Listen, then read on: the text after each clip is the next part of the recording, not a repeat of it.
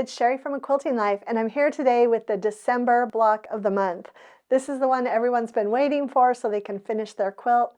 You're actually going to notice that I'm going to be just sharing this block, the large block and the small block, in the early part of the video.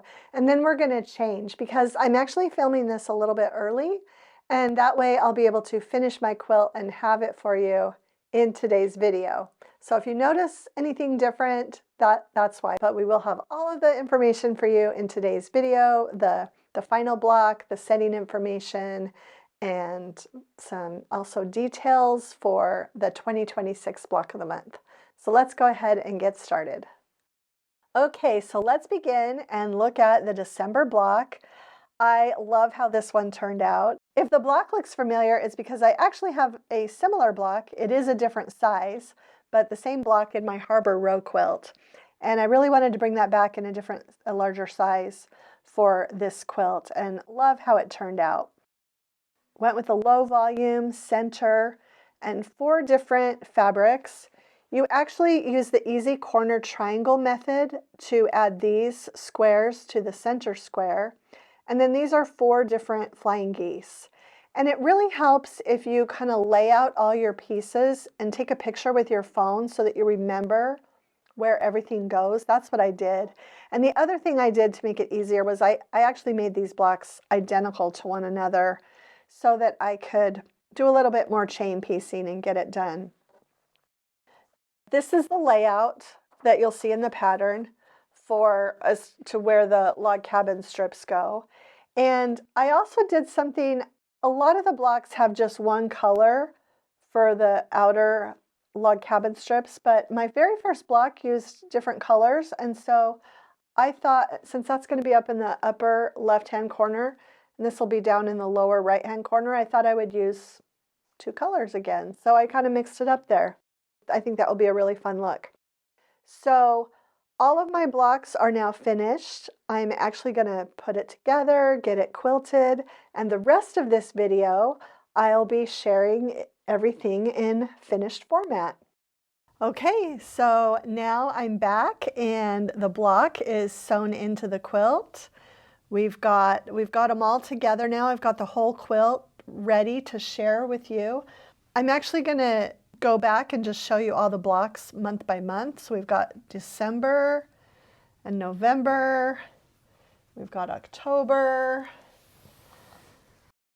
And then September, August, July.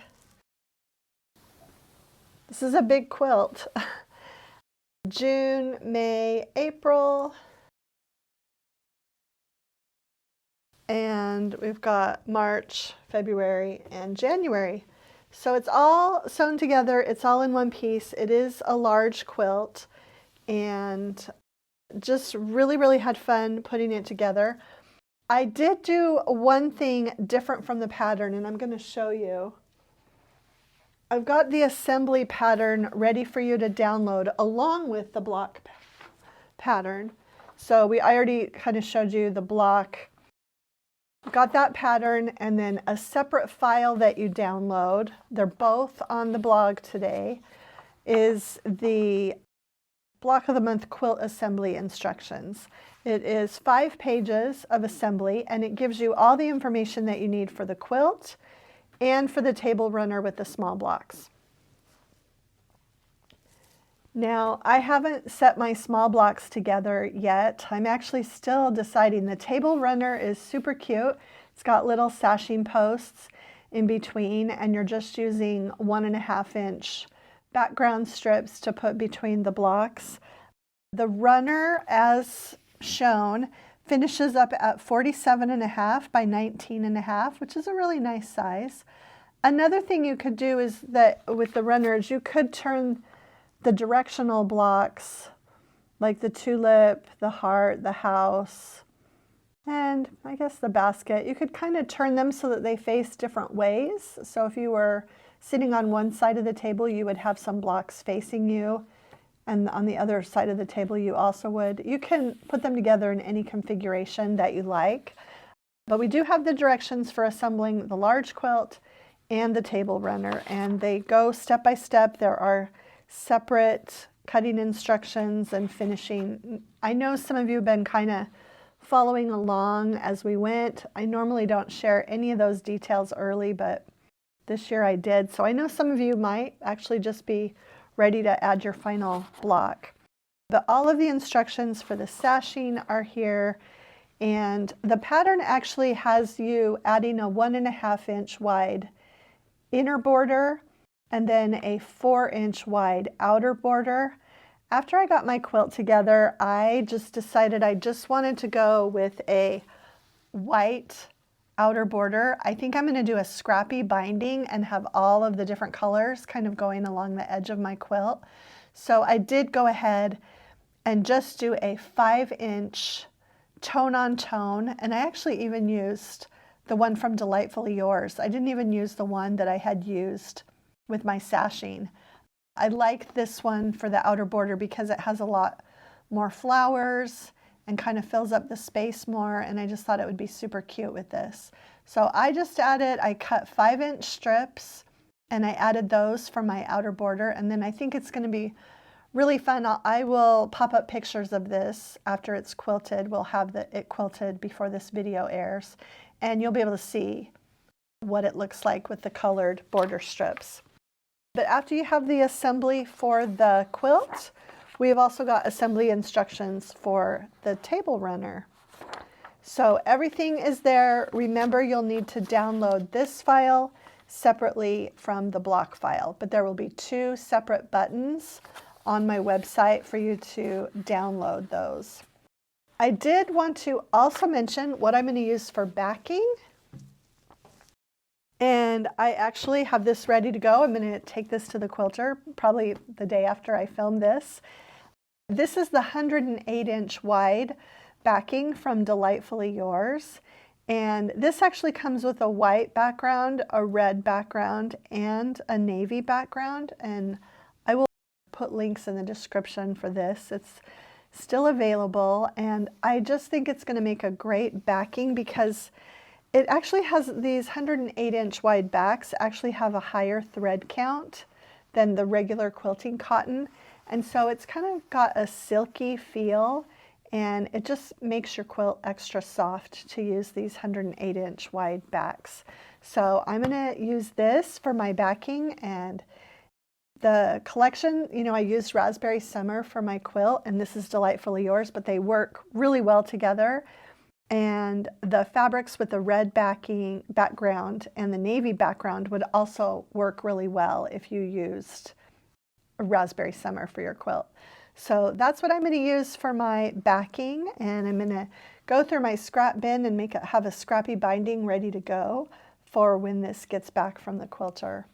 I hope that you have enjoyed making this quilt. It has been a lot of fun for me to share it with you every month, and I do also have the fabric requirements ready for the 2026 block of the month.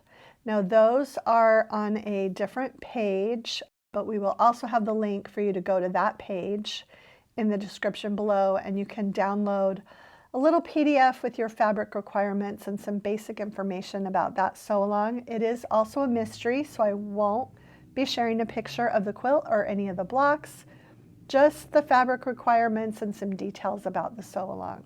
It's been a lot of fun, and just in the last bit of this video, just enjoy looking at some pictures of this after it's all put together.